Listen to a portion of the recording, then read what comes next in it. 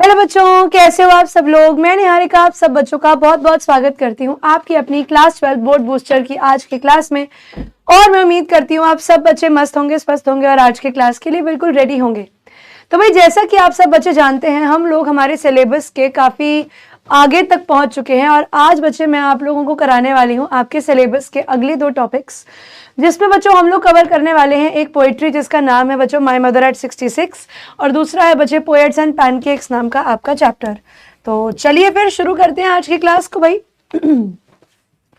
सबसे पहली पोइट्री जो बच्चे मैंने आपको आज की क्लास में करानी है, इसका नाम है माय मदर एट 66। ये पोइट्री लिखी है बच्चों कमला दास ने और इसके अंदर भी बच्चे पोएट की जो मदर हैं, she was somewhere around 66 years old. अब बच्चे देखो, अगर आप एक बेसिक लाइफ एक्सपेक्टेंसी की बात करते हो हमारी कंट्री में तो इट इज समवेयर अराउंड 70। ठीक है, तो यू आर जो लाइफ एक्सपेक्टेंसी है हमारी कंट्री की वो 70 है, यानी एक इंसान एवरेज 70 साल की उम्र तक जीता है। मम्मी ऑलरेडी इनकी 66 की हो चुकी थी। ठीक है, तो obviously she was towards the older side of the age. हो सकता है लोग 80, 85, 90 भी क्रॉस कर जाते हैं, बट इनकी मदर जो थी बच्चे, एक टेंटेटिव एज अगर देखी जाए तो 70 होती है एंड शी वाज ऑलरेडी 66। अब बच्चे जो कमला दास है, ऑब्वियसली अगर मम्मी 66 की हैं तो कहीं ना कहीं वो भी 30 के आसपास तो होंगी। अब अगर कमला दास 30 की हैं तो उनकी खुद की फैमिली भी होगी, खुद के बच्चे भी होंगे, खुद का एक परिवार भी होगा। तो यहाँ पर बच्चे कमला दास जो है वो अपनी मम्मी से मिलने आई थी और अब वो अपनी मम्मी से मिलकर जा रही हैं वापस कोचिन की ओर। And she has taken a plane to Cochin which shows की प्रोबेबली जहाँ पर वो रहती हैं कोचिन उनके घर से दूर होगा, तभी she is using the way of airplane to commute. तो विच मीन्स कि वो शायद बच्चे अपनी मम्मी से कुछ आखिरी बार मिल रही थी। ऐसा ही कमला दास का मानना था जब उन्होंने अपनी मम्मी को देखा कि जब उनकी मम्मी उनको सी ऑफ करने आई तो वो कितनी ओल्ड लग रही थी, कितनी टायर्ड लग रही थी, कितनी जो है दुखी लग रही थी। बट ऑब्वियसली कमला दास की बच्चे खुद की भी एक फैमिली थी, कमला दास की खुद की अपनी फैमिली की तरफ भी कुछ रिस्पॉन्सिबिलिटीज थी।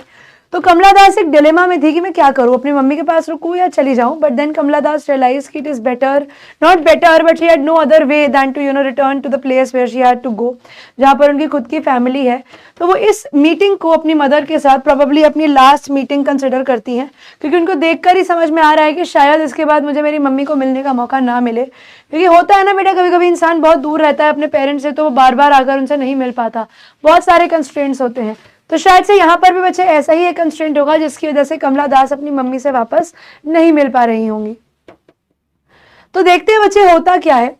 तो कमला दास कहती है, driving from my parents home to Cochin last Friday. Kamala Das कहती हैं अपने पेरेंट्स के घर से मैं कोचिन की ओर जा रही थी और ये लास्ट फ्राइडे की बात है। यानी बच्चे जो भी हुआ उसका अभी भी उनके ऊपर एक डीप इम्पैक्ट है, वो एक पिछले हफ्ते को भुला नहीं पाई है। फ्राइडे मॉर्निंग की सुबह की बच्चे ये बात है। I saw my mother beside me. उसने बोला कि मेरी मम्मी जो है मुझे सी ऑफ करने के लिए आ रही थी और उन्होंने अपनी मम्मी को सी ऑफ करते हुए गाड़ी के साइड में अपनी मम्मी की तरफ देखा। डोज, उनकी मम्मी जो थी बच्चे शी वॉज अस्लीप, क्योंकि ऑब्वियसली ओल्ड एज में है, थकान ज़्यादा हो जाती है, तो उसकी मम्मी जो थी बच्चे वो छोड़ने तो आई थी लेकिन वो गाड़ी में सो रही थी। ओपन माउथ एज इफ बच्चे she is in a very deep sleep, जैसे कि मानो वो बहुत ही ज़्यादा गहरी नींद में है। Her face ashen like that of a corpse, और उनका जो फेस है बच्चे वो इतना डल लग रहा था, इतना डल लग रहा था बच्चे, इतना कलरलेस लग रहा था जैसे कि मानो एक कॉर्प्स हो। कॉर्प्स माने एक डेड बॉडी हो। तो यहाँ पर बच्चे अब आप देखो कि कमला दास जो है वो अपनी मम्मी को एक डेड बॉडी से कंपेयर कर रही हैं। एक कितना ग्रेव ये कंपैरिजन है कि वो बताना ये चाह रही हैं कि उनकी मम्मी के चेहरे पे बिल्कुल भी रंग नहीं थे, इतना पेल फेस हो रखा था उनकी मम्मी का, इतना डल कलरलेस फेस था, बिल्कुल जैसे एक डेड बॉडी का फेस होता है। नो इमोशंस, बिल्कुल आप कह सकते हो कि प्लेन इमोशंस, बिल्कुल सीधा वो बिल्कुल बैठी हुई हैं। पेल लिख देते हैं वैसे इसकी जगह। उनकी मम्मी के चेहरे के एक्सप्रेशंस बच्चे बिल्कुल पेल। एंड इस पॉइंट ऑफ टाइम पे कमला दास ने जब अपनी मम्मी को देखा तो उन्हें रियलाइज हुआ बड़े दुख के साथ कि her mother was as old as she looked. अब उसकी मम्मी अगर 66 ईयर्स की दिखती हैं तो उसकी मम्मी अब 66 ईयर्स की हो भी गई हैं। Now her mother has actually turned old. उसकी मम्मी जो है वो ओल्ड हो गई हैं। वो बचपन में जो ख्याल आते थे कि मम्मी बूढ़ी हो जाएंगी, मम्मी जो है हमसे दूर चली जाएंगी, ऐसा हो जाएगा वैसा हो जाएगा, ये सारे ख्याल जिनको बचपन से कमला दास ने आगे तक जो है टकाया है कि कोई फ़र्क नहीं पड़ता, अभी तो मैं खुद छोटी हूँ, अभी तो ये सब चीज़ें नहीं होंगी। और देखते ही देखते बच्चे टाइम इतना तेज़ भागा कि आज कमला दास अपनी मम्मी को बहुत कम मिल पाती हैं और आज वो देख रही हैं अपनी मम्मी को और उन्हें एक वो रियलाइजेशन हो रही है कि मेरी मम्मी जो है वो बहुत ओल्ड हो गई हैं एंड प्रोबेबली शायद सच में ऐसा होगा कि उनके पास ज़्यादा टाइम नहीं होगा अपनी मदर के साथ एंड ऐसा भी हो सकता है कि उन्हें अपनी मम्मी से जो है ज़्यादा अच्छा कनेक्शन रखने का मौका वापस शायद मिले भी ना, क्योंकि हो सकता है कि उनकी मम्मी अब जीवित रहे ही ना। अब जैसे ही उसके दिमाग में बच्चे ये थॉट आया तो शी गॉट एंग्शियस। ये थॉट आते ही बच्चे हमारी कमला दास जो है वो बहुत एंग्शियस हो गई कि ऐसे कैसे हो सकता है, how will I survive if my mother will not be there and all that stuff, but soon put that thought away. लेकिन जैसे ही उनके दिमाग में बच्चे ये ख्याल आया, कमला दास ने इस थॉट को अपने दिमाग से निकाल दिया, ये सोचकर कि नहीं, मुझे ऐसा कुछ भी नहीं सोचना है, I don't want to think something negative, क्योंकि जितना भी वो नेगेटिव सोचेंगी बच्चे उसका डायरेक्ट इम्पैक्ट कमला दास की मदर पर आएगा। तो she put that thought away, उसने एस्केप किया रियलिटी को, एस्केप्ड द रियलिटी कि मुझे सोचना ही नहीं। शी सेज मेरे को सोचना ही नहीं इस चीज़ के बारे में, क्योंकि जितना मैं सोचूंगी मेरा मूड उतना और ख़राब होता जाएगा। सो उन्होंने क्या किया, उन्होंने बाहर देखा। She looked out at the from the window, ताकि वो अपने आप को डिस्ट्रैक्ट कर सके। ठीक है, डिस्ट्रैक्शन के लिए उन्होंने जो था बच्चे बाहर देखा। लेकिन जैसे ही कमला दास ने बच्चे बाहर देखा, बाहर की जो चीज़ें थी वो भी कंप्लीट कॉन्ट्रास्ट में थी with mother, at contrast with mother. बाहर कमला दास ने देखा कि जो यंग ट्रीज स्प्रिंटिंग है, अब यहाँ पर यंग ट्री स्प्रिंटिंग में यंग जो है बच्चे वो एनर्जी, विगर, ठीक है, और ये सब चीज़ों को शो करता है। While on the other hand trees जो है बच्चे वो स्प्रिंटिंग दिखाए गए हैं, वो रनिंग दिखाए गए हैं। और क्या कमला दास की मम्मी भाग सकती हैं? बिल्कुल भी नहीं, वो बहुत ओल्ड हैं, वो चल भी नहीं सकती ठीक से, तो भागेंगी क्या। तो पहली बात तो बच्चे यंग ट्रीज यानी जो एनर्जी है, विगर है, फर्स्ट आपने यंग है बिल्कुल, उनको कंपेयर किया गया है बच्चे उनकी मदर से, जो कि बहुत ज़्यादा ओल्ड है और बहुत ही ज़्यादा आप कह सकते हो कि लेस एनर्जेटिक है, उनमें एनर्जी बिल्कुल भी नहीं है। बस इतनी है कि वो अपनी डॉटर को छोड़ने जा रही हैं, that's it. Mary children spilling out of their Holmes, उन्होंने देखा वो छोटे छोटे बच्चे, वो हैप्पी बच्चे जो अभी भी केयर फ्री हैं, जिन्हें अपने पेरेंट्स के जाने का, पेरेंट्स के खोने का दुख नहीं है, they are coming out of their homes. कैसे वो बच्चे जो हैं बच्चे अपने घरों से बाहर आ रहे हैं और बाहर आकर कैसे वो लोग अपना खेलने जा रहे हैं।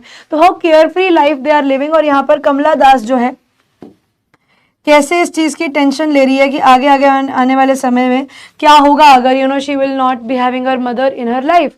तो कमला दास जो थी बच्चे बिल्कुल ऑपोजिट जीवन देख रही थी।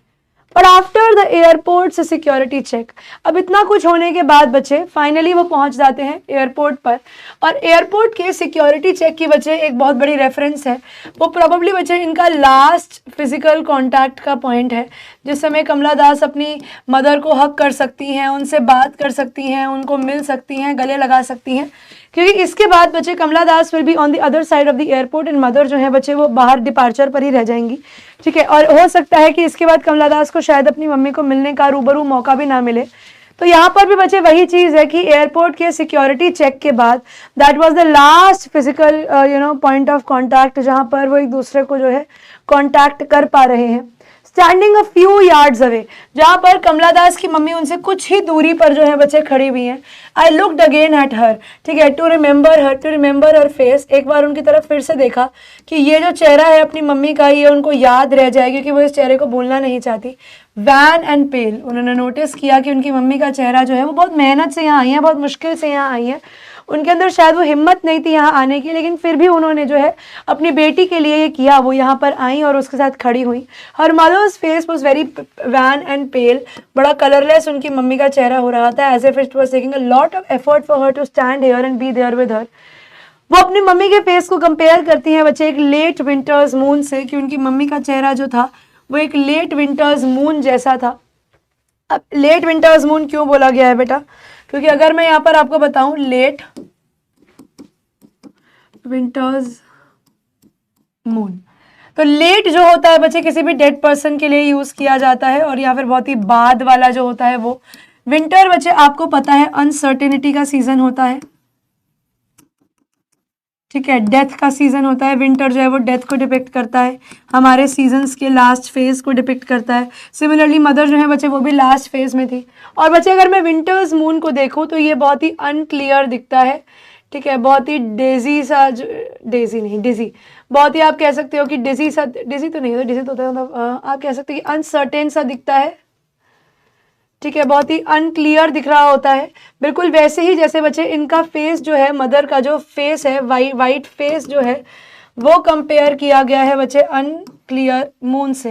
जिस तरीके से बच्चे सर्दियों के मौसम में मून दिखता है छुपता है, बादलों में आता है दिखता है छुपता है, दिखता है छुपता है, बिल्कुल वैसे ही बच्चे यहाँ पर कमला दास की मदर जो है वो कभी सामने आती, मतलब उनकी भी लाइफ जो है बच्चे, that is life is also uncertain, दिखती छुपती नहीं है, सॉरी, उनकी जो लाइफ है बच्चे वो भी बहुत अनसर्टेन है। ठीक है, her mother's life is also very uncertain, और पता नहीं कब तक उनके पास जीने का समय होगा। ठीक है, clear. And felt that old familiar एक, तो कमला दास कहती हैं कि अपनी मम्मी को देखकर मुझे वापस से वही ओल्ड फेमिलियर एक याद आता है, वही चाइल्डहुड फियर जो था बच्चे of losing her parent, childhood fear of losing a parent, कि आपके जीवन से आपके एक पेरेंट जो है वो चले जाएंगे, वो डर जो था बच्चे इनके दिमाग में वापस आता है। माई चाइल्डहुड फियर, और ये फियर बच्चे dormant for so many years, ये एक ऐसा डर था बच्चे जो इतने सालों के लिए जो था डोरमेंट था, वो अब वापस से आप कह सकते हो कि उजागर हो गया है। और ऐसे डर बच्चे जब उजागर होते हैं कि you know when you will not have your parents around you, तो वे ऐसी सेंस ऑफ एंग्जाइटी क्रिएट करते हैं आपके मन में कि आप उस चीज़ को जो है हैंडल भी नहीं कर पाते। बट क्योंकि कमला दास बच्चे यहाँ पर रहकर अपनी मम्मी से और ज़्यादा कुछ नहीं कह सकती थी, और जो टेंशन, जो उमड़ घुमड़, जो स्टॉर्म कमला दास के मन में आ रहा है वो अपनी मदर तक पास ऑन नहीं करना चाहती थी, इसीलिए बच्चे उसने बस क्या बोला, but all I said was see you soon Amma, तो इसीलिए बस उन्होंने अपनी मम्मी को बोला सी यू सून अम्मा, मैं आपको ज़रूर वापस जो है मिलूंगी। And all I did was smile smile and smile. ये सी यू सून जो है बच्चे, it is a ray of hope, ये कमला दास ने इसीलिए बोला ताकि वो अपने आप को एक ऑप्टिमिस्टिक अप्रोच दे सकें कि कुछ नहीं होता, ये शायद मेरी मम्मी से मेरी आखिरी मीटिंग ना हो सकता है कि इसके बाद भी जो है मुझे मेरी मम्मी को मिलने का मौका मिले। इसीलिए कमला दास ने उन्हें बोला सी यू सून। और क्योंकि बच्चे she did not want to upset her mother, did not want to upset her mother, अपने मन के थॉट्स बताकर बच्चे वो अपनी मम्मी को अपसेट नहीं करना चाहती थी, इसीलिए कमला दास ने बच्चे क्या किया, ये जो स्माइल्ड स्माइल्ड एंड स्माइल्ड। अब यहाँ पर बच्चे ये स्माइल स्माइल स्माइल की भी रेफरेंस है, ये जो स्माइल स्माइल स्माइल की रेफरेंस दी गई है ये क्या है। पहली बात है बच्चे, it was a way to hide her pain, it was a way to hide her pain, not all smiles are real. दूसरा बच्चे में ये देखने को मिलता है कि सारी जो मुस्कुराहटें होती हैं बच्चे वो रियल नहीं होती। It was a bold move, ये एक बहुत ही बोल्ड मूव था बच्चे कमला दास के तरफ से, टू हाइड हर पेन, कि वो अपनी मम्मी को दिखा सके कि कुछ नहीं हुआ है। ठीक है, और वो उन्हें एक पॉजिटिव नोट पर जो है गुड बाय करना चाहती थी, इस उम्मीद में कि शायद उन्हें वापस से उन्हें मिलने का मौका मिलेगा। और कहीं ना कहीं बच्चे वो इस चीज़ की एक्सेप्टेंस थी कि whatever is going to happen is going to happen, and आप चाह कर भी चीज़ों को नहीं रोक सकते। तो यहाँ पर कमला दास की स्माइल की रेफरेंस थी बच्चे ये। ठीक है, आई होप आप लोगों को ये पूरी की पूरी पोएट्री जो है बच्चे क्लियर होगी। अब इसमें कुछ पोएटिक डिवाइसेस हैं जो मैं आप लोगों को मार्क करा देना चाहती हूँ। मैं इसके लिए ब्लू कलर का पेन यूज़ कर रही हूँ और उसके इंक को चेंज कर रही हूँ। I saw my mother beside me, okay, कहाँ गया यार, एशन like that of a corps, her face ashen like that of a corps. यहाँ पर बच्चे जो पोएटिक डिवाइस यूज़ किया गया है वो है सिमिली, क्योंकि यहाँ पर उन्होंने डायरेक्टली लाइक लगाकर उनकी मम्मी के फेस को एक डेड बॉडी से कंपेयर किया है। ये tree sprinting, young tree sprinting के अंदर बच्चे क्या यूज़ किया गया है, यहाँ पर यूज़ करा गया है पर्सोनिफिकेशन, कि पेड़ों को बच्चे भागते हुए दिखाया गया है, भागना इंसान का काम होता है। और ये मैरी चिल्ड्रन स्पिलिंग, यहाँ पर यूज़ किया गया है बच्चे मेटाफर, जिस तरीके से बच्चे एक जार में से दूध बिखर जाता है, खिंड जाता है, बिल्कुल वैसे ही ये बच्चे जो हैं ऐसे बाहर बिखर के खेलने के लिए आ गए हैं। ठीक है, सिमिलरली बच्चे यहाँ पर सिक्योरिटी चेक जो है उसमें सिम्बोलिज्म है, it is the point of last physical contact. फिर बच्चे लेट विंटर्स मून में वापस से आपको सिमिली देखने को मिलता है, एज लेट विंटर्स मून उनकी मम्मी को बोला गया है। सी यू सून में बच्चे एस और एस में आपको एलिटरेशन देखने को मिलता है। स्माइल स्माइल स्माइल में भी बच्चे स्माइल स्माइल स्माइल में भी आपको एलिटरेशन देखने को मिलता है। और दूसरा पोएटिक डिवाइस जो बच्चे यहाँ पर आपको देखने को मिलता है वो है रेपिटेशन, क्योंकि यहाँ पर स्माइल स्माइल स्माइल जो है वो एक वे यूज़ किया गया है पेन को हाइड करने का। ठीक है, ये जो ब्लू में लिखे गए हैं बच्चे ये सारे आपके पोएटिक डिवाइसेस हैं। अब आइए इसके ऊपर दिए जाने वाले सवाल भी एक बार देख लेते हैं। आपको पैराग्राफ दिया गया है बच्चे और बोला गया है choose the option that displays the same poetic device as used in the line her face ashen like that of a corpse. बच्चे लाइक यानी यहाँ पर यूज किया गया है सिमिली, तो मुझे एग्जाम्पल किसका ढूंढना है, सिमिली का ढूंढना है। Life adventure as a road trip is quite thrilling. भैया life adventure as a road trip, तो यहाँ पर एज यूज किया गया है, मुझे लग रहा है ठीक हो सकता है। ही इज अ लायन, बच्चे ये मेटाफर है, ये नहीं हो सकता ठीक। A thing of beauty is a joy for ever, ये भी बच्चे यहाँ पे तो कुछ भी नहीं है। The whole world is a stage, ये भी बच्चे मेटाफर है। तो यहाँ पर मेटाफर यूज करे गए हैं, यहाँ पर एज लगाया गया है बच्चे, इसीलिए आपका पहला ऑप्शन की जीवन एक रोड ट्रिप जैसे बहुत थ्रिलिंग है। तो यहाँ पर ऑप्शन नंबर ए आपके क्वेश्चन का सही आंसर है। आपको बताना है बच्चे कि यहाँ पर दूसरी स्टेटमेंट जो दी गई है वो ट्रू या फॉल्स है। ये एशन जो है बच्चे, ये उनके मम्मा के वेल्ड फेस को, ये उनकी मम्मी के कवर्ड फेस को जो है रेफर करता है ऑफ हर मदर्स डेथ। नहीं, ये फॉल्स स्टेटमेंट है। यहाँ पर वो उनके फेस के कलर को रिप्रेजेंट कर रहा है जैसी वो दिख रही है। The theme of the poem as represented by the given extract is कि डेथ इज इनएविटेबल, कि आप डेथ जो है बच्चे वो इनएविटेबल है, आप चाहकर भी जो है डेथ नहीं रोक सकते। And it also shows the human tendency to escape the reality. What is the painful thought that comes to poet's mind? कि her mother would soon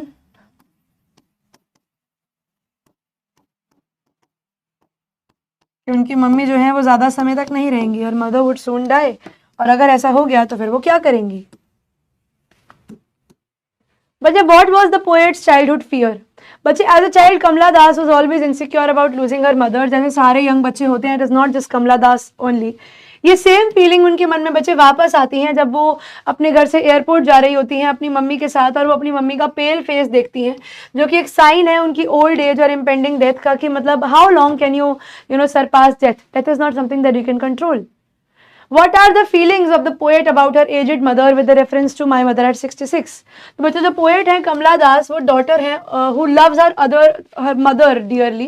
ठीक है, she compares her mother's ageing with different phases like that of a corpse, a late winter's moon. उनकी feeling जो बच्चे उन्होंने poem में express करी है वो उनकी एंक्शियसनेस, एंग्जाइटी, इनसिक्योरिटी दिखाती हैं कि अब एक समय आएगा when she will not have her parents, वो पेरेंट्स जो इतने सालों से उनके साथ रहे अब वो नहीं होंगे। शी इज वरीड अलाइव और नॉट, कि मम्मी कैसे रहेंगी, क्या होगा, what is going to happen. The poet's smile hides her pain and her fears of losing her mother, और ये जो डर है उसके पेरेंट को लूज करने का वो उसके मन में बहुत ज्यादा है। She is repeatedly gripped by the same insecurity and the fear of losing her mother, और वो कंटिन्यूसली इस चीज से बहुत ज्यादा ग्रिप्ड है, उस चीज ने उसके ऊपर बहुत एक प्रेशर बनाया हुआ है कि soon there is going to be a time when your mother won't be there. Like recently only, today only क्या हुआ, there is one of my neighbors, ठीक है, and that lady was suffering from a long time. I think 10-15 दिन से she was in the hospital. She had 2 daughters, both of them were married. जो उनकी बड़ी daughter है, she is a doctor. So she has to go for some international conference somewhere. उनको किसी international conference के लिए बाहर जाना था. She knew her mother was ill, और पर बीच में उनकी मम्मी की तबीयत थोड़ी सी improve हो गई थी। तो और ऐसा नहीं था कि बहुत बीमार थी वो आंटी, या she was very bad in that condition. No, it was not like that. तो वो एक बहुत इंपॉर्टेंट मेडिकल कॉन्फ्रेंस थी जिसके लिए उन्हें बाहर जाना था, और ये आज सुबह का ही सीन है जो मैं बता रही हूँ। तो हुआ क्या कि तो उन्होंने अपने पापा से पूछा कि पापा मम्मी की तबीयत ठीक नहीं है, तो आप क्या सजेस्ट करते हो, मैं जाऊँ या नहीं जाऊँ? तो उनके पेरेंट्स ने भी बोला कि देख ऐसे मौके बहुत कम आते हैं, ऐसी मेडिकल कॉन्फ्रेंसेस बहुत कम आती है, मम्मी ठीक है, अभी हम उन्हें हॉस्पिटल से डिस्चार्ज करके घर भी ले आए हैं, वो बिल्कुल ठीक है, तो not need to take any tension, तुम जाओ अपना कॉन्फ्रेंस अटेंड करो। So the daughter had gone to attend the conference, and the news came yesterday that her mother's sodium level had gone down and unfortunately she passed away. तो imagine करो कि एक ऐसी लड़की जो अपनी मम्मी से आखिरी बार मिल भी नहीं पाई, and the lady was taken today for cremation. तो the daughter was there on the video call. वो बेचारी चली भी गई, वो वापस भी नहीं आ सकती है वहाँ से, ठीक है, and she is not able to see her mother for the last time. So point ये है कि जीवन का कुछ नहीं पता, तो जो है ना उसे एंजॉय कर लो। You have your parents, respect them, love them, because भगवान ना करे हमें कुछ हो जाए, पेरेंट्स को ना हो, ऐसा हम चाहते हैं कि ऐसा ही रहे, मतलब सारे दुख हमारे पे आ जाए, पेरेंट्स पे ना आए। बट द पॉइंट इज कि लाइफ इज वेरी अनसर्टेन, तो be good with your parents, that is what I am trying to say. What are the young trees described as sprinting? तो बच्चे पोएट जो है जब वो कोचिन एयरपोर्ट जा रही थी, she looked outside and the young trees seemed to be walking past them. ऐसा लग रहा था पेड़ भागते हुए जा रहे हैं. With the speed of the car ऐसा लग रहा था the trees are either running fast or sprinting. तो पोएट एक कॉन्ट्रास्ट प्रेजेंट करती है उनकी सोती हुई मदर के बीच में और वो यंग एनर्जेटिक ट्रीज के बीच में जो भागते हुए दिखाए गए हैं. ठीक है बच्चे, how does the poet contrast the scene inside the car with the activities going on outside? तो पोएट ने बच्चे ब्यूटीफुल इमेजेस यूज करी हैं to show the sharp contrast between the two scenes of inside the car and activities going on the outside. The ashen face of the mother is pale and lifeless. It looks like that of a corpse. वो सो रही हैं और she is lost to herself. While जो dozing की image है बच्चे उसे contrast किया गया है spilling of children, बाहर जाके बच्चों के भागने से, और ashen और corpse को जो है बच्चे कॉन्ट्रास्ट किया गया है young trees से जो बाहर अभी भाग रहे हैं.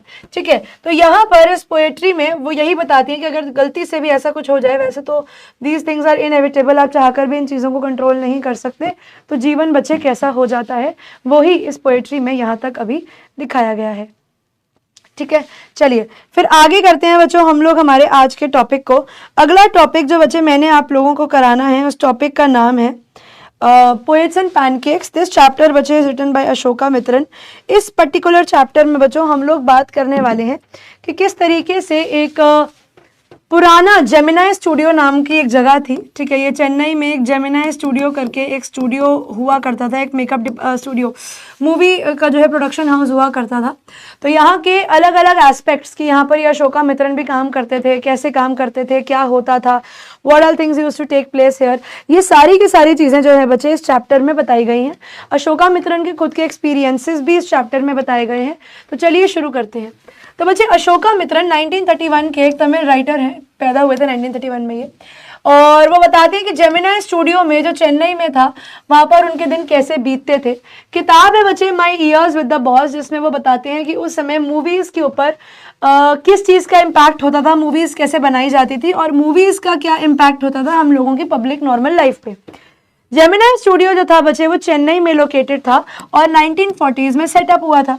ये one of the most influential film producing organisations of India था उस टाइम के अंदर, और उस समय पर इसके जो फाउंडर थे उनका नाम था SS वासन.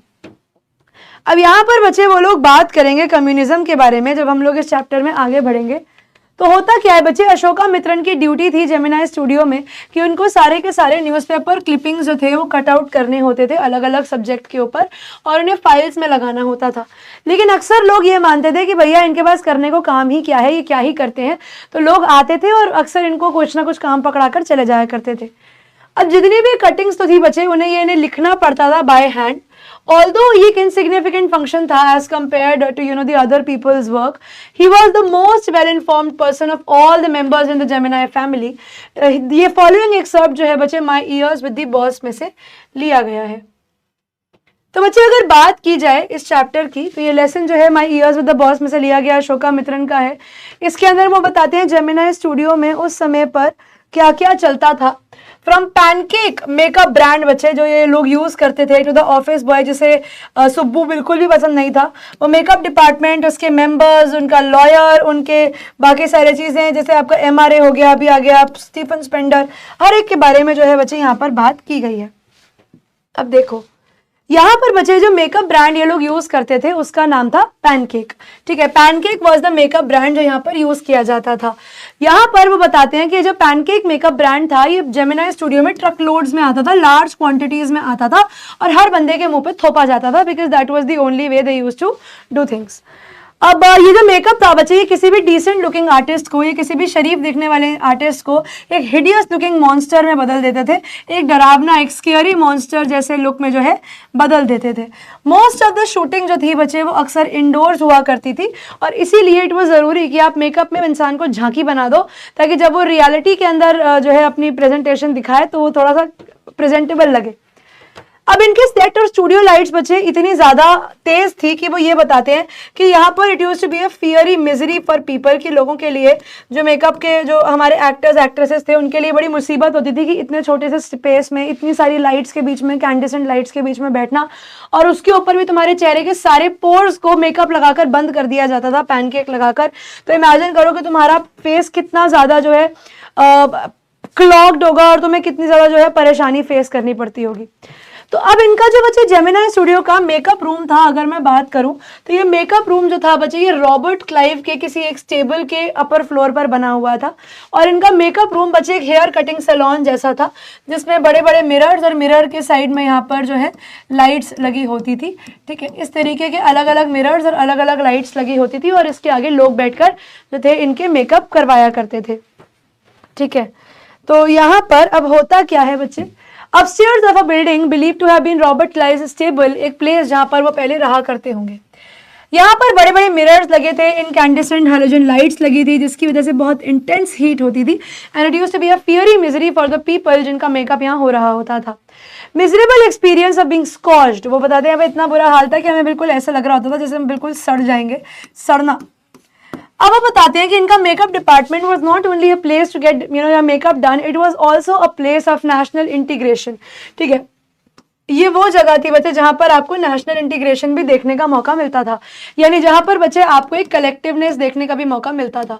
अब वो कहते हैं ये year was very close to independence, और उस समय पर दूरदर्शन जैसे चैनल्स के ऊपर और आप लोगों के जितने भी ये हो गए सुदर्शन चैनल हो गए, इन पे यही सिखाया जाता था कि किस तरीके से इंसान को जो है एक यूनिटी बनाकर रखनी चाहिए, कैसे कलेक्टिवनेस बनाकर रखनी चाहिए। तो यहाँ पर भी बच्चे स्टोरी में वो वही बताते हैं कि बेचारे लोगों का हाल बड़ा बुरा था। होता क्या था बच्चे, यहाँ पर जो it was this place was headed by a Bengali. जब उसे लगा कि भैया मैं तो बड़ा हो गया, जगह के लिए तो बड़ी तुच्छ सी जगह है, तो वो एक काम छोड़ के चला जाता है। उसके बाद एक महाराष्ट्रियन आता है बच्चे, महाराष्ट्रियन को असिस्ट करने वाला एक धरावर कानाडिगा होता है, एक आंध्रा का मेंबर होता है, एक मद्रास का मेंबर, मद्रास इंडियन क्रिश्चियन होता है, एक एंग्लो बर्मीज होते हैं, और कुछ लोकल तमिल्स होते हैं। तो बहुत सारे अलग अलग रिलीजन, बहुत सारे अलग अलग एथेनिसिटी, बहुत सारे अलग अलग ग्रुप के लोग जो थे बच्चे वो यहाँ जेमिनाई स्टूडियो में मिलकर काम किया करते थे। इसीलिए this place was also called a place बच्चे फॉर नेशनल इंटीग्रेशन। जो नेशनल इंटीग्रेशन का शोर उस समय पर मचाया जाता था बच्चे टीवी में, वही शोर मचाने की यहाँ जरूरत ही नहीं थी, बिकॉज यहाँ लोग ऑलरेडी ही इतने ज्यादा जो है नेशनली इंटीग्रेटेड थे। साथ ही साथ बच्चे अगर बात की जाए यहाँ पर इनकी हायरार्की की, तो मेकअप डिपार्टमेंट में भी एक हायरार्की थी, यानी किसको क्या काम दिया जाएगा वो बड़े ध्यान से जो है डिसाइड किया जाता था। सबसे पहले बच्चे इनका जो चीफ मेकअप आर्टिस्ट हुआ करता था, चीफ मेकअप आर्टिस्ट जो था इनके मेन एक्टर और एक्ट्रेसेस को तैयार किया करता था।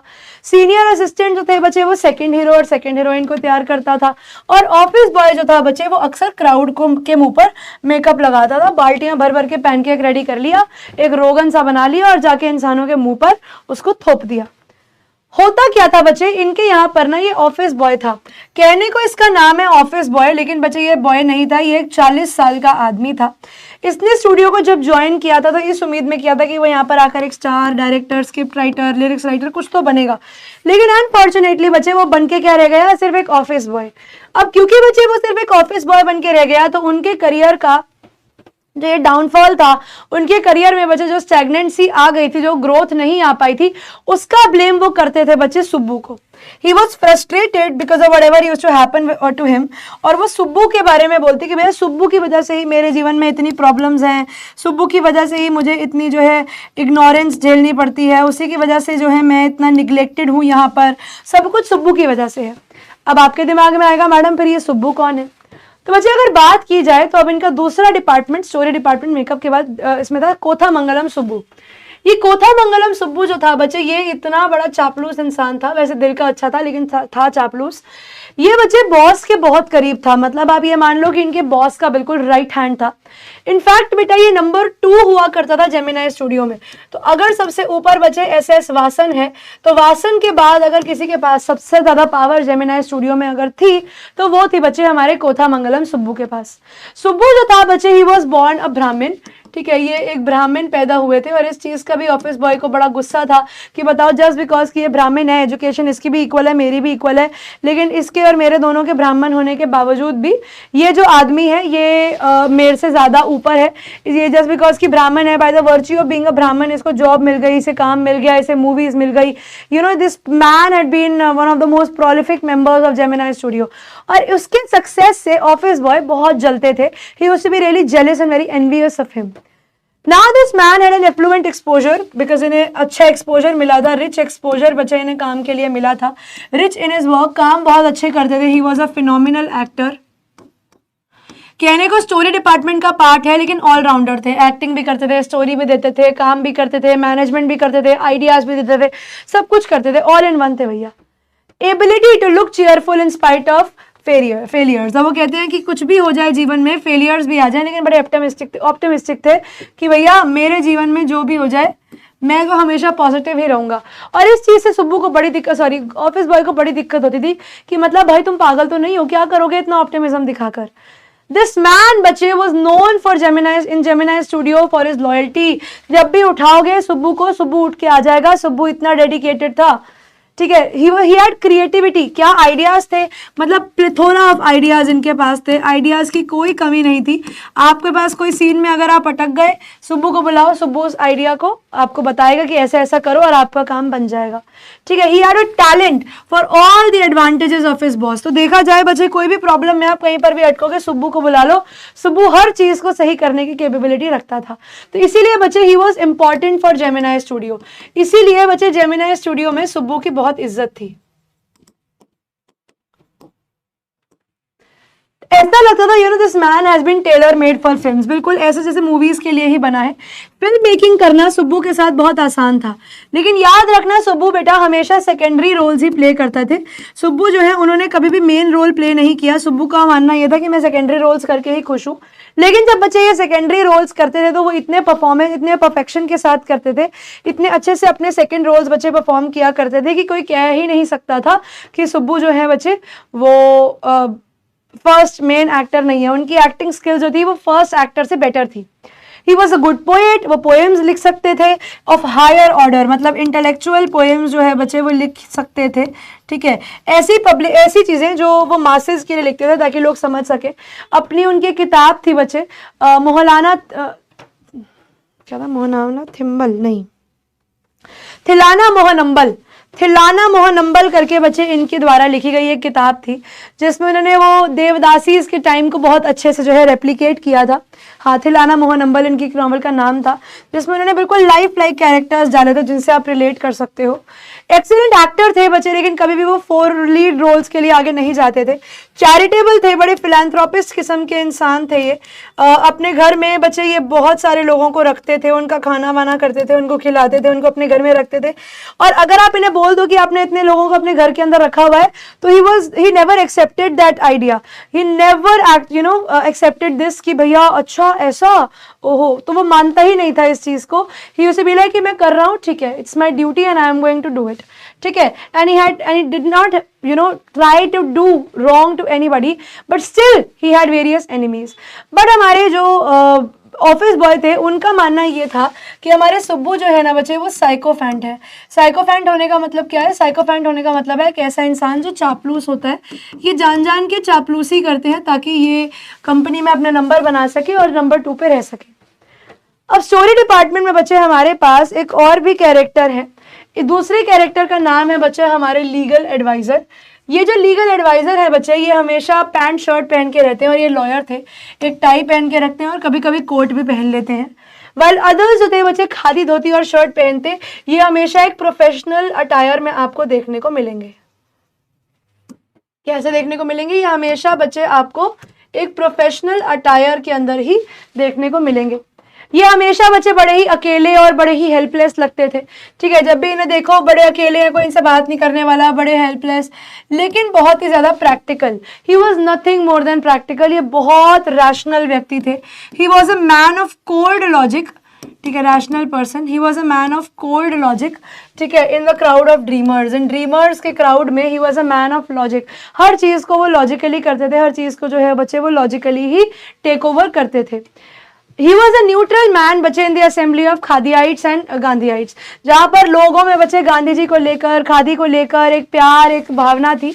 इनके मन में ऐसा कुछ भी नहीं था। He was like very neutral to everything, जो है ठीक है, नहीं है नहीं है। अब भी वो सच अ प्रैक्टिकल मैन की वजह अनविटिंगली एक बारी इन्होंने एक लड़की का, एक टैलेंटेड एक्ट्रेस का करियर खराब कर दिया था। हुआ क्या था वजह कि टैलेंटेड एक्ट्रेस जो थी she was having an outburst, ठीक है, उनको एक आउटबर्स्ट हो रहा था, वो चिल्ला रही थी अपने क्रू के ऊपर, टीम के ऊपर, और इन्होंने वजह क्या किया था, ही रिकॉर्डेड द इंसिडेंट। उन्होंने क्या किया था, उन्होंने वॉइस रिकॉर्ड कर लिया था उस इंसिडेंट को। तो जैसे ही बच्चे वो लेडी बोलकर चुप होती है, जो एक्ट्रेस थी वो बोलकर चुप होती है, सांस लेती है, उतने में ही हमारे ये जो लॉयर थे इन्होंने वो रिकॉर्डिंग जो थी बच्चे प्ले कर दी। और जैसे ही उस लेडी ने सुना कि she has been recorded in such a tone, वो इतना ज़्यादा डर जाती है कि उसके बाद वो बेचारी कुछ करने लायक नहीं बनती। और वही स्मॉल टाउन एक्ट्रेस जो थी बच्चे, माफी चाहते हैं, यहीं पे आके बच्चे उनका जो करियर था वो खत्म हो जाता है। यहां तक तो बात हो गई बच्चे कि इनके पूरे के पूरे जेमिनाई स्टूडियो में कौन कौन थे। फिर हमारे थे अशोका मित्रन। यूजुअली बच्चे ये न्यूज़पेपर फाड़ते हुए देखे जाते थे। कोई भी इंसान जो था बच्चे इनके क्यूबिकल में, इनके कैबिन में आता और इन्हें कुछ ना कुछ काम देके चला जाता, because people use to believe कि भैया ये तो वेल्ले हैं, ये तो कुछ भी नहीं कर रहे हैं। ऑफिस बॉय जो है बच्चे वो भी उन्हें इम्प्रेस करना चाहते थे और अक्सर आकर उन्हें अपनी पोएम्स सुनाते थे। एंड हमेशा हमारे अशोका मित्रन जो है वो चाहते थे कि यार क्राउड शूटिंग लगाओ, मैं थक गया हूँ इस आदमी से, मुझे ये ऑफिस बॉय की कहानियाँ, ऑफिस बॉय की बिचिंग नहीं सुननी है। I don't want to listen anything against about Subbu, not because he liked Subbu but because क्या फ़ायदा किसी की बिचिंग करके। अब होता क्या है बच्चे, उस समय पर ये वो समय था जब यहाँ पे बच्चे रूल चल रहा था आपके कांग्रेस का, और कांग्रेस के रूल का मतलब था बच्चे सेंसरशिप। तो सेंसरशिप के दौरान बच्चे जब ज़्यादा लोग एक दूसरे से बात नहीं कर पाते थे, तो यहाँ पर इनकी जो कैंटीन थी ना बच्चे, यहाँ पर बहुत अच्छी फिल्टर कॉफ़ी मिलती थी। तो इनकी कैंटीन में बच्चे पीपल यूज टू गैदर, लोग जो हैं बच्चे वो यहाँ पर अक्सर इकट्ठा हुआ करते थे, और इकट्ठा होकर लोग जो थे बच्चे यहाँ पर बातें करते थे। They all were against communism. जितने भी लोग थे ना बच्चे वो सब लोग यहाँ पर कम्युनिज्म के अगेंस्ट थे। नाउ कम्युनिज्म, इनका मानना ये था कि जो कम्युनिस्ट लोग होते हैं इनका प्यार ना तो अपनी फैमिली की तरफ होता है, ये लॉलेस लोग होते हैं, और ये अपने माँ बाप और अपने बच्चों को भी मारने से पहले सोचेंगे भी नहीं, उनके साथ बुरा करने से पहले सोचेंगे भी नहीं। तो ये लोग जो है बड़े बेकार लोग होते हैं। तो अगेन यहाँ पर पूरा का पूरा जेमिनाई स्टूडियो जो था बच्चे वो कम्युनिज्म के अगेंस्ट था। अब होता क्या है बच्चे, एक बारी इन्हें एक न्यूज़ पता लगती है कि यहाँ पर इनके जेमिनाई स्टूडियो में एक मॉरल रीआर्मामेंट आर्मी आ रही है, which is headed by Frank Buchman, ठीक है। और ये ग्रुप ऑफ एक्टर्स हैं और यहाँ पर ये अपना कोई प्ले करने के लिए जो है आ रहे हैं। ये बेसिकली बच्चे जो लोग यहाँ पर आए थे, बाद में जाकर पता ये लगता है कि ये लोग जो थे ये भी एक इंटरनेशनल एंटी कम्युनिस्ट मूवमेंट का हिस्सा था। और क्योंकि जेमिनाई स्टूडियो में भी लोग जो थे वो कम्युनिज्म के अगेंस्ट थे, तो भैया चोर चोर मुसेरे भाई। और ये जो हमारी मॉरल रीआर्मामेंट आर्मी है बच्चे, ये लोग जो थे ये भी अगेंस्ट थे कम्युनिज्म के। इसीलिए बच्चे यहाँ पर जब ये लोग आए तो they could have not found a better place than Gemini Studio to actually discuss whatever they have to do. तो जब ये लोग यहाँ पे आए तो बच्चे ये भी एक एंटी कम्युनिज्म मूवमेंट के साथ आए थे, और इन लोगों ने जेमिनाई स्टूडियो को विजिट किया था 1952 में। ये 200 लोगों का ग्रुप था बच्चे, अलग अलग 20 नेशनैलिटीज़ का। किसी ने बोला कि ये सर्कस ग्रुप है, किसी ने बोला ये एक्टिंग ग्रुप है। तो इनका सर्कस की बात अगर की जाए बच्चे तो इनकी अच्छे कनेक्शन एनिमल के साथ सिर्फ खाने में थे और एक्शन में नहीं। लेकिन इन्होंने 2 प्लेस बच्चे करे थे, एक का नाम था जॉथम वैली और दूसरे का नाम था फॉरगॉटन फैक्टर। ये 2 प्लेस बच्चे बहुत इम्पैक्टफुल थे क्योंकि इनके मैसेजेस बहुत सिंपल थे और कॉस्ट्यूम्स बहुत एक्सीलेंट थे। 1 नंबर के उम्दा कॉस्ट्यूम्स जो थे बच्चे बनाए गए थे। सनराइज और सनसेट के सीन जो है बच्चे इसमें बनाए गए थे, पीछे एक म्यूजिक लगाया गया था। और ये इतने ज़्यादा जो है आप कह सकते हो कि इतने ज़्यादा हाईली इन्फ्लुएंस्ड हो गए थे लोग यहाँ के, हाईली इन्फ्लुएंस्ड तमिल ड्रामा। और ये जो सनराइज और सनसेट का सीन है बच्चे, इसने तमिल ड्रामा को इतने आगे आने वाले सालों तक इन्फ्लुएंस किया कि जितने भी लोग थे बेटा यहाँ पर वो सब लोगों ने ये सीन को रेप्लिकेट करा अपने आगे आने वाले शोज में। ये सीन जो थे बच्चे एक बेस स्टेज पर प्रेजेंट किए जाते थे, खाली स्टेज जिसमें वाइट बैकग्राउंड है, येलो कलर की हल्की हल्की लाइट है सनराइज सनसेट के लिए, और पीछे फ्लूट का जो है म्यूजिक बज रहा है। आज भी अगर बेटा आप किसी प्ले में चले जाओगे तो ये आपको आज भी देखने को मिलेगा। अब Gemini studio of family of 600 बच्चे वो इनके मॉरल रीआर्मामेंट आर्मी के शो से बड़े इम्प्रेस्ड थे, लेकिन जेमिनाई बॉसेस के आउटलुक को ये लोग ज़्यादा केटर नहीं कर पाए। तो मॉरल रीआर्मामेंट आर्मी ने यहाँ पर बच्चे बहुत एंजॉय किया। अब एंटी कम्युनिस्ट मूवमेंट थी तो भैया फेवर भी दोनों सेम चीज़ का ही कर रहे थे, तो इट फेल्ट नाइस कि ठीक है, ओके, अच्छा कनेक्शन है, अच्छी चीज़ें यहाँ पर जो है करी गई हैं। अब होता क्या है बच्चे, यहाँ पर जेमिनी स्टूडियो के अंदर मॉरल रीआर्मामेंट आर्मी जाने के बाद वापस से खबर आती है कि इस बार कोई एडिटर आ रहा है, ठीक है। इस बार कोई नहीं, पहले खबर आती है कोई पोएट जो है वो आ रहा है, कोई अंग्रेजी पोएट जो है वो यहाँ पर आने वाला है ना। पीपल वर लाइक कि भैया कोई अंग्रेजी पोएट आएगा तो हम क्या ही कर लेंगे किसी अंग्रेजी पोएट का, हम तो हिंदी पोएट्री पढ़ने वाले लोग हैं, हिंदी साहित्य पढ़ने वाले लोग हैं, हमें क्या कोई इंग्लिश पोएट यहाँ पर आता है या नहीं आता है, क्या कर लेंगे हम इंग्लिश पोएट के यहाँ पर आने पर भी। तो थोड़ी और इन्फॉर्म लोगों ने बोला कि नहीं भैया वो पोएट नहीं है, वो तो कोई एडिटर है। लेकिन फिर वो लोग सोचने लगे कि यार जो मैनचेस्टर और द ग्लोबल हमारे यहाँ पर आता है उसमें से तो किसी का ये एडिटर नहीं है, तो फिर ये आदमी कौन है। तो इस आदमी का यहाँ पर आना बच्चे हमेशा के लिए एक मिस्ट्री था, द मिस्ट्री मैन। यहाँ पर ये कौन आ रहा है, क्यों आ रहा है, किसी को नहीं पता। Nobody knew who he was, ठीक है, नोबडी न्यू हिम, किसी को नहीं पता था ये कौन है, बस वाइल्ड गेसेस थे कि ये तो कोई पोएट है या कोई एडिटर है। अब होता क्या है बच्चे, फाइन, और इसको बुला कौन रहा था, इसको स्पॉन्सर कौन कर रहा था बच्चे, इस आदमी का जो आना था वो स्पॉन्सर्ड था बच्चे बाय द हिंदू, वो इन्फ्लुएंशियल बड़ा न्यूज़पेपर जिसने बोला कि आप इस आदमी को यहाँ पर बुलाइए। तो बड़ी सारी अरेंजमेंट की जाती हैं, लेकिन पूरी ऑडियंस बड़ी परप्लेक्स कि भैया है कौन है ये लोग, कहाँ से आते हैं, कहाँ से आया है, किसी को नहीं पता।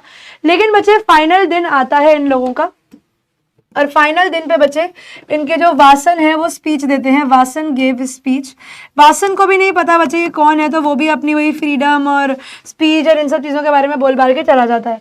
फाइनली बच्चे मौका आता है कि उस mystery man gave a speech, mystery man आया और उसने अपनी स्पीच दी। अब बच्चे पहली बात तो वो टिपिकल अंग्रेज था, तो उसकी बात ही किसी को समझ ना आए ये बोल क्या रहा है, ठीक है। कोई भी इंसान जो है बच्चे unable to understand his accent, कोई भी जो इंसान जो है बच्चे वो उसका एक्सेंट नहीं समझ पाया। क्या नहीं समझ पाया, एक्सेंट नहीं समझ पाया, वो क्या बोल रहा है उसकी बात। किसी को अंग्रेजी आती भी होगी तो उसके एक्सेंट ही उसके किसी के पल्ले नहीं पड़ा, तो किसी को समझ में ही नहीं आया कि भाई आदमी बोलना क्या चाहता है। Nobody was able to understand that what this man is trying to say. अब जितनी परप्लेक्स ऑडियंस उतना ही परप्लेक्स ये आदमी कि भैया चल क्या रहा है। वो आया, बोल बाल के वहां से चला गया, and nobody got to know कि ये आदमी कौन था। फिर कुछ सालों बाद की बात है बच्चे कि हमारे जो अशोका मित्रन थे उन्होंने जेमिनी स्टूडियो जो था वो छोड़ दिया था। उन्होंने क्या किया था बच्चे, क्विट कर दिया था जेमिनी स्टूडियो। और वो बताते हैं कि इस समय पर वो स्टोरी राइटिंग करने के लिए वो एक स्टोरी राइटिंग कॉम्पिटिशन में पार्टिसिपेट करने वाले थे। क्या कर रहे थे, वो एक स्टोरी राइटिंग कंपटीशन में पार्टिसिपेट करने वाले थे, और जो मैगजीन जिसके अंदर वो स्टोरी राइटिंग आती उसका नाम था द एनकाउंटर। अब यहाँ पर बच्चे उन्हें अपनी स्टोरी का ड्राफ्ट भेजना था लंदन, ठीक है, स्टोरी का ड्राफ्ट जाना था लंदन। तो अब भैया लंदन जाना है, पैसा लगेगा, पोस्टेज स्टैम्प्स लगेंगे। तो उन्होंने क्या किया, उन्होंने बोला कि भैया मैं पहले देख लूं कि ये एनकाउंटर किताब है कैसी, क्या इसके ऊपर मुझे पैसा खर्चना चाहिए नहीं खर्चना चाहिए। तो वो पब्लिक लाइब्रेरी जाते हैं, वहां पर बच्चे वो देखते हैं दी एनकाउंटर को देखकर बच्चे वो उसके एडिटर को देखते हैं, और वो उसके एडिटर को देखते हुए उन्हें रियलाइज होता है कि यार ये तो वही मिस्ट्री मैन है जो आज से कुछ साल पहले जेमिनी स्टूडियो में आया था। और यहाँ से बेटा उनके दिल में हुआ, देखा जो तुझे यार दिल में बजी गिटार, क्योंकि उनको लगा कि अच्छा ये है वो आदमी जो उस समय वहां पर आया था।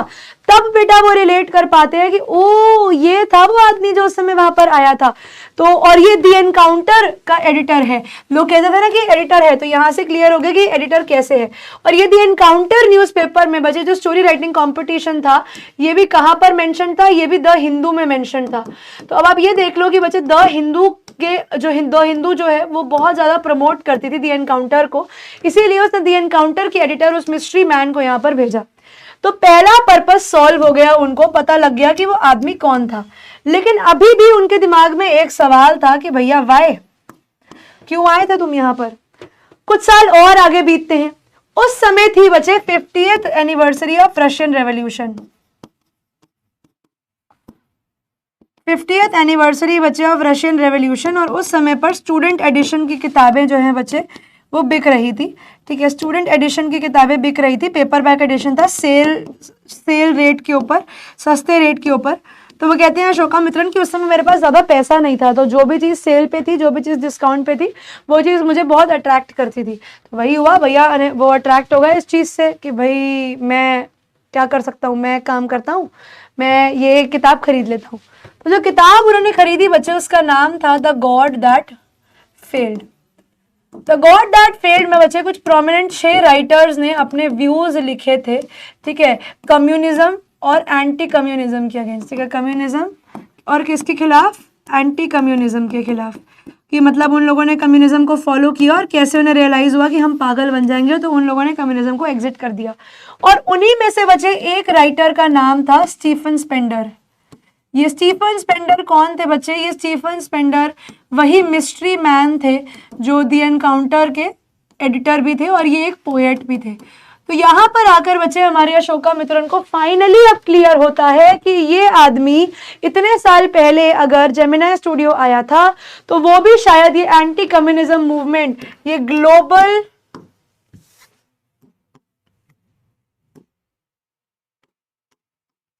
क्या लिख रही हूं मैं,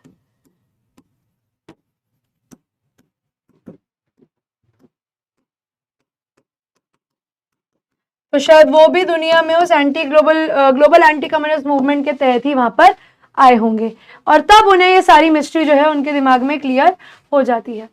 तो अब आगे देखते हैं वो क्या कहते हैं। वो ये कहते हैं कि भैया मिस्ट्री सॉल्व हो गई। उन्होंने नोटिस देखा द हिंदू में एक शॉर्ट स्टोरी कॉन्टेस्ट है दी एनकाउंटर।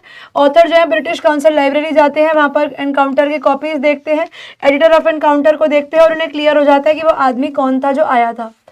अब अगले ये तो पता लग गया कि वो कौन था। फिर बाद में बच्चों ने low cost paperback edition मिलता है 50th anniversary of Russian revolution पे। 5 राइटर्स ने लिखा था, मैंने गलती से 6 लिख दिया है, द गॉड दैट फेल्ड। और इसके अंदर बच्चे एक आर्टिकल था स्टीफन स्पेंडर के नाम पर और यहाँ से उन्हें वो मिस्ट्री क्लियर हो जाती है कि कैसे मिस्टर वासन और वो गॉड, सेम गॉड, कम्युनिज्म से ये सब लोग कनेक्टेड थे। और द मेन रीजन वो आदमी को वहां पर उस टाइम पर बुलाया गया था वॉज बिकॉज कि कम्युनिज्म से उनका भी कुछ लेना देना होगा। अब ये देखो, in any case there was this man in the makeup department who would wish the direst thing for Subbu। यहाँ पर direst का मतलब क्या है? direst का मतलब है बच्चे सबसे disastrous चीजें, जो सुब्बू के लिए बिल्कुल नेगेटिव सोचता था। बच्चे pick the quote that best describes Subbu's role in Gemini Studio।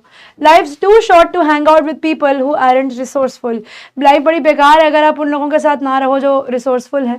The more a person limits himself, the more resourceful he becomes। जितना वो अपने आप को लिमिट करेगा उतना रिसोर्सफुल वो हो जाएगा। ऐसा बिल्कुल भी नहीं है। Success is not about your resources. Success ये नहीं है कि आपके पास क्या रिसोर्सेज है, इट इज अबाउट कि आप कितने रिसोर्सफुल हो कि जितना आपके पास है। ये resourcefulness is seeing where you want to go and taking the first step. तो नहीं भैया, ऑप्शन नंबर 3, स्टेटमेंट नंबर 3 ही मुझे सही लग रही है कि भैया रिसोर्सफुल ये नहीं है, सक्सेस वो नहीं है कि आपके पास रिसोर्सेज है। सक्सेस इज कि आपके पास जो रिसोर्सेज है आप उनका कैसे यूटिलाइजेशन जो है वो कर रहे हो। An extremely talented actress who was extremely temperamental once blew over on the sets। तो बच्चे blew over का मतलब यहाँ पर क्या है? मतलब यहाँ पे बच्चे हम कह सकते हैं at one wit's end, okay, get bent out of shape, have the blues या experience pins and needles।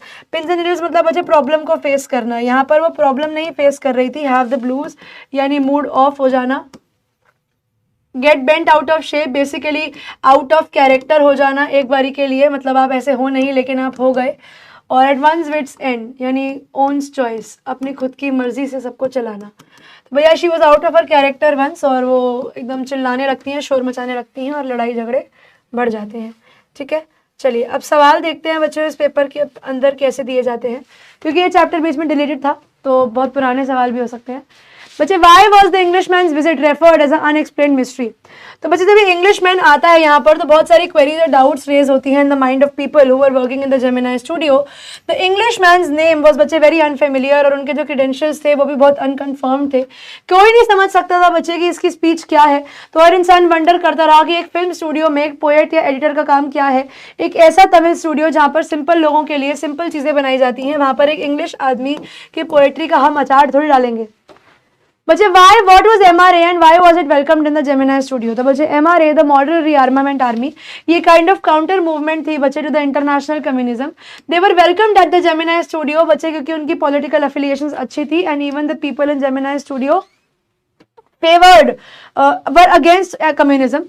जो बिग बॉसेस थे बच्चे स्टूडियो के, जैसे मैं Vasan, they literally played in their hands, बिल्कुल अपने उसके हिसाब से चलते थे ये। Also the people at Gemini Studio were averse to communism, they also did not like communism. तो मॉरल रीआर्मामेंट आर्मी जो है बच्चे could not have found a better host in India than this place Gemini Studio, जिसने उन्हें यहाँ पर बहुत ही वार्मली वेलकम किया था। सुब्बू का सबसे बड़ा दुश्मन कौन था और क्यों?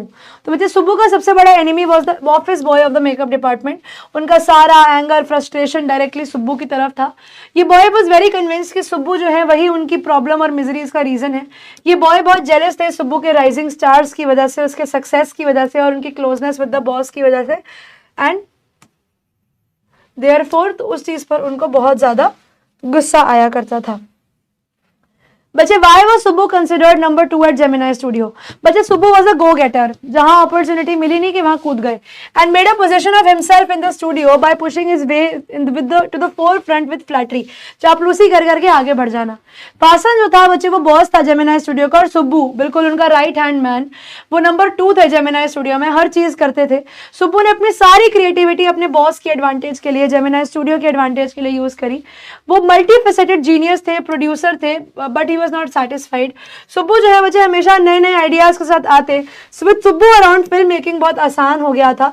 इवन सुब्बू की डायरेक्शन और डेफिनेशन जो है उसने जेमिनाई स्टूडियो को उनके गोल्डन ईयर्स में निर्देशक जो है निर्देशन दिया है। आखिरी सवाल देखते हैं बच्चे कि अशोका मित्र ने ह्यूमर और सटायर को यूज किया है पोएट्स एंड पैनकेक्स में, बताओ कैसे? तो बच्चे जो चैप्टर था पोएट्स एंड पैनकेक्स, इसमें अशोका मित्र ने बहुत सारा सटल ह्यूमर यूज किया है, बहुत डायरेक्ट पिंच नहीं मारा है, लेकिन थोड़ी बहुत चीजें ऐसी हैं ह्यूमन के फॉलीज को, ह्यूमन के फॉलिबल्स गलतियां दिखाने के लिए, कि पेटी प्रोफेशनल डिफरेंस, कि इंसान किस तरीके से डिफरेंसेस लेकर आता है प्रोफेशनली, कैसे inconsequential differences not only keep our minds occupied, छोटी छोटी चीजें कैसे हमारे दिमाग को परेशान तो रखती हैं, साथ ही साथ बताते हुए कि कितना स्पॉन्टेनियस हो जाता है विदाउट बीइंग सुपरफ्लुअस, यानी आपको कुछ दिखावा करने की जरूरत नहीं है, वो दिख रहा है तुम्हारे अंदर कि तुम्हें नहीं पसंद कोई। The characterization of office boy, Subbu legal adviser, इनमें सटल ह्यूमर था कि हर इंसान सुब्बू अपना फायदा देख रहा है। लीगल एडवाइजर ने ना चाहते हुए एक लड़की का करियर खराब कर दिया, ऑफिस बॉय बेचारा सुब्बू से परेशान है। तो अशोका मित्र इनका चाटी स्टाइल जो है बच्चे वो एक थॉट से दूसरे थॉट पे में बड़ी जल्दी ले जाता है। फॉर एग्जाम्पल बच्चे वो मेकअप डिपार्टमेंट का बड़ा मजाक उड़ाते हैं कि बताओ इंसान के मुंह पर इतना मेकअप लगाते हैं कि एक सिंपल दिखने वाला इंसान भी एक मॉन्स्टर जैसा दिखने लगता है। ऐसी रेफरेंसेस जो है उससे हमें हंसी आती है, वैसे नहीं आती, पर ठीक है कोई नहीं। ये purpose of visits of moral rearmament army जो था बच्चे, और इंग्लिश पोएट वो भी बड़ा सरप्राइज करते हैं कि भैया इनकी जरूरत क्या थी आने की। सटायर भी यूज किया गया है बच्चे उन लोगों के खिलाफ जो कम्युनिज्म के अगेंस्ट थे और कुछ भी कर सकते थे कम्युनिज्म के अगेंस्ट जाने के लिए। राइटर की टोन जो है बच्चे ऑफ रिडिक्यूल, मजाक बनाने वाली, to joke, to mock, devoid of the slightest trace of mockery, उसमें से उन्होंने उनकी गलतियां दिखाई हैं, मजाक बिल्कुल भी नहीं बनाया, जो सबसे कमेंडेबल है कि ऐसे किसी को बुरा दिखाए बिना ही उन्होंने बात को बड़े अच्छे से, बड़े प्यार से जो है बच्चों दिखा दिया है। ठीक है, तो इसी के साथ बच्चों आपके ये 2 चैप्टर्स जो थे, एक पोइट्री और एक प्रोज, खत्म हो जाता है। मैं उम्मीद करती हूँ कि दोनों टॉपिक्स आप लोगों को क्लियर होंगे। इनकेस अगर आपको कोई डाउट है तो बच्चों आप लोग कमेंट सेक्शन में बता सकते हो। इसी के साथ आज की क्लास यहीं पर समाप्त होती है। Thank you so much everyone for being a part of today's class. मैं निहारिका मिलूंगी आपको आपकी अगली क्लास में। तब तक के लिए बच्चों पढ़ते रहिए, आगे बढ़ते रहिए। Goodbye everyone.